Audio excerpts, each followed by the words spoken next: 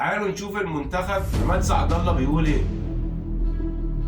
اللي بيقولوا بس ان انا جاي اسلم البلد لليهود او الكلام ده غير حقيقي نهائيا. انتوا مسلمين اساسا تسليم اهالي. انت شفتنا احنا متسلمين، واسرائيل كمان هي اللي هتنقذنا؟ ايه الجمال ده؟ انا جاي انقذكم. هو الاستثمارات لما تدخل من جميع انحاء العالم او نعمل علاقات تطبيعيه حتى على المستوى الاجتماعي والمستوى الثقافي والمستوى الفكري، معلش من امتى احنا معانا استثمارات مع اسرائيل؟ واسرائيل هي اللي هتظبط الاقتصاد بتاعنا كمان؟ منفوق بقى شويه يا جماعه. الاقتصاد هو اللي بيتكلم، هنعيد الكلام ده كل شويه؟ مين قال لك ان انا هسمح لحد انه يحكم مصر غير المصريين؟ مصر للمصريين ده شعاري.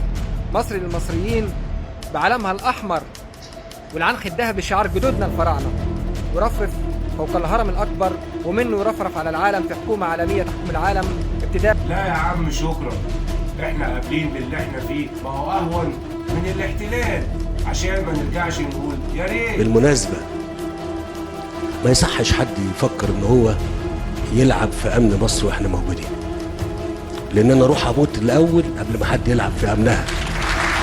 لازم نوفي بالعقل بعض.